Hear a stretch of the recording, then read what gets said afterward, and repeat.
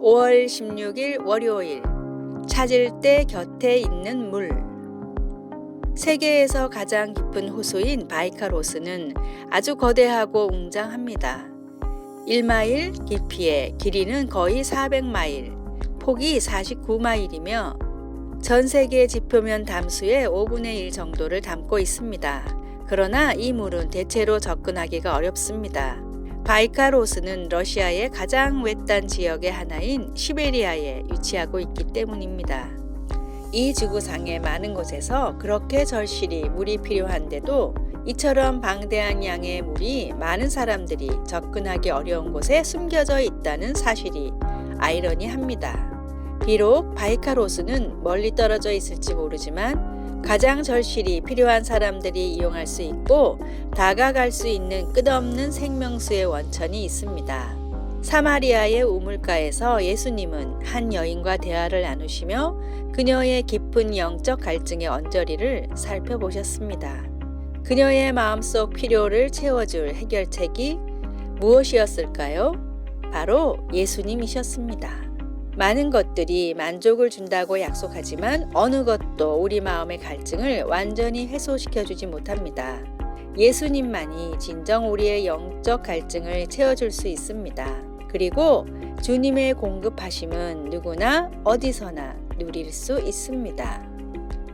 말씀, 내가 주는 물을 마시는 자는 영원히 목마르지 아니하리니.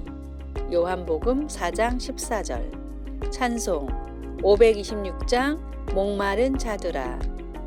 기도, 하나님 생명을 주시고 삶의 목적과 의미를 주시니 감사합니다. 하나님과 당신의 사랑 안에서 진정한 만족을 찾을 수 있도록 가르쳐 주소서. 아멘.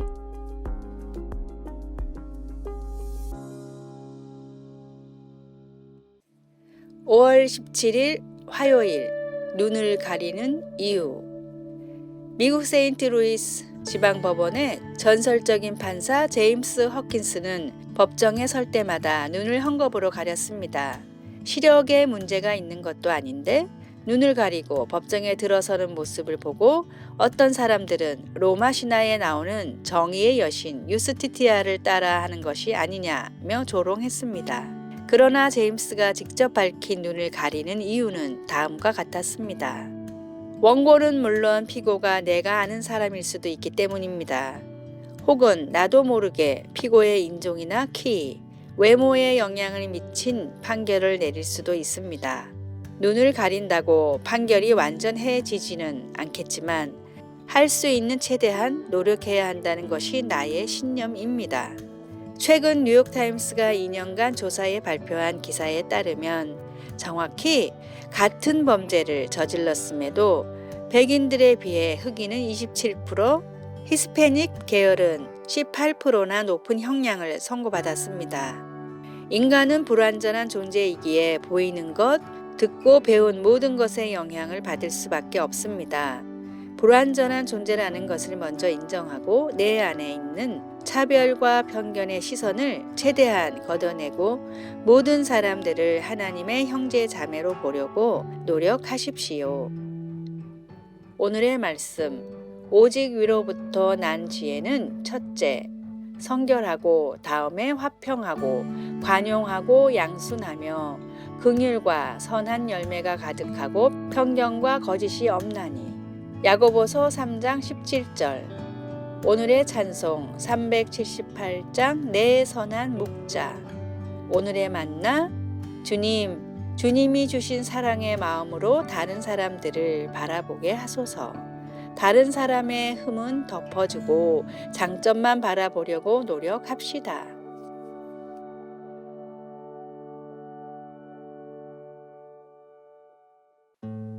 5월 18일 수요일, 계획을 세웠나요?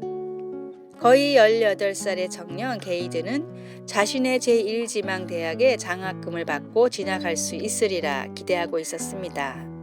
그는 고등학교 캠퍼스 사역에 참여했으며 새로운 환경인 대학에 가서도 비슷한 사역에 참여하길 바랐습니다. 그는 아르바이트로 돈을 모아왔고 새 일에서도 월등히 앞서 나갔습니다. 그가 세운 몇 가지 큰 목표들은 모든 것이 정확히 예정대로 진행되어 가고 있었습니다. 그런데 코로나19 위기가 이 모든 것을 바꾸어 놓았습니다. 학교에서는 게이든에게 첫 학기가 온라인으로 진행될 것 같다고 알려왔습니다. 캠퍼스 사역에 공백이 생겼습니다. 비즈니스가 문을 닫자 일자리에 대한 기대도 사라져 버렸습니다. 실망에 빠진 그에게 친구가 유명한 프로 건투 선수의 말을 넉살맞게 인용하며 말했습니다. 그래, 주먹으로 입을 얻어맞기 전까지는 누구에게나 계획이 있지. 잠언 16장은 우리의 모든 일을 하나님께 맡길 때 하나님이 우리의 계획을 견고하게 하시고 그분의 뜻대로 행하실 것이라고 말합니다. 그러나 진정한 현실은 어려울 수 있습니다. 그것은 우리의 길을 혼자 꾸려 나가겠다는 생각을 의도적으로 떨쳐버리고 하나님의 인도하심을 열린 마음으로 받아들여야 하기 때문입니다. 어떤 실망감으로 미래에 대한 계획을 바꾸었습니까? 오늘 하나님의 인도를 구하기 위해 무엇을 할 수 있을까요? 말씀. 사람이 마음으로 자기의 길을 계획할지라도 그의 걸음을 인도하시는 이는 여호와이시니라. 잠언 16장 9절. 찬송 384장 나의 갈 길 다 가도록. 기도. 하나님, 선하시고 신실하신 하나님이 제 발걸음을 확고히 해주실 것을 알고 실망 속에서도 하나님을 신뢰할 수 있도록 도와주소서. 아멘.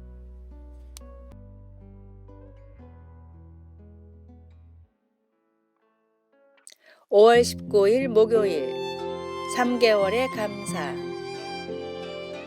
미국 시카고에서 활동하던 화가 솔맨은 한창 활동하던 젊은 나이에 결핵에 걸렸습니다.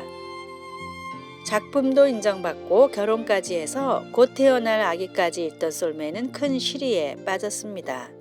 의사는 임파선에 문제가 있어 솔맨이 길어봤자 3개월밖에 살지 못한다고 말했습니다. 몸이 아픈 것보다 아내와 태어날 아기에 대한 죄책감에 슬퍼하는 솔맨에게 하루는 아내가 이렇게 말했습니다. 우리 남은 3개월을 하나님의 선물이라고 생각해 보면 어떨까요?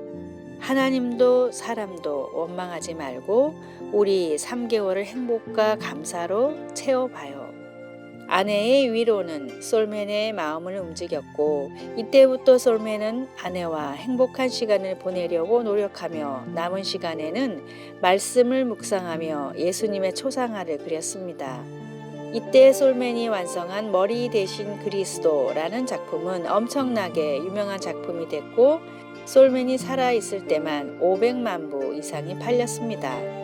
더 놀라운 사실은 3개월이 한참 지나도 솔맨은 죽지 않았고 오히려 병이 깨끗하게 나아 76살까지 살았습니다. 예수님을 믿고 구원받았다는 사실만으로 우리는 최고의 복을 받았습니다. 그 놀라운 축복으로 인해 불평과 불만이 아니라 감사와 축복으로 남은 삶을 채우십시오. 오늘의 말씀.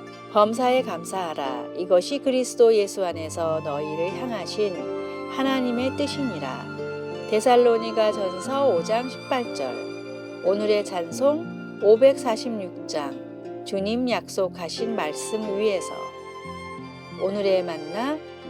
믿음에 대한 어려운 질문을 받았을 때 성령을 의지하며 명쾌한 답을 할 수 있기를 바랍니다.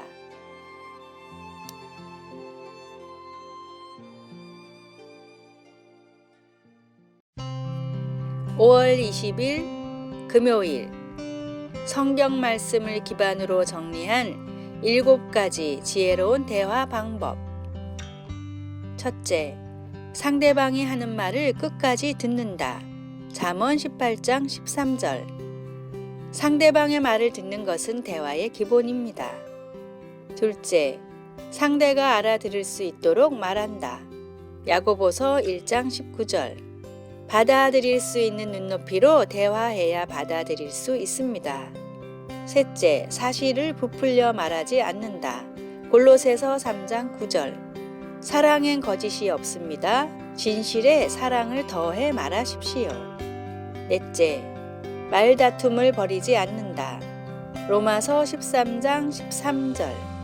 성숙한 성도는 싸우지 않고도 의견을 조율할 수 있습니다.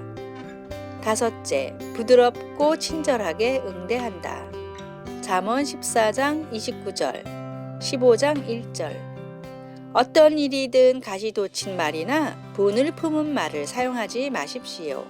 여섯째, 상대를 책망하거나 비판하지 않는다. 갈라디아서 6장 1절.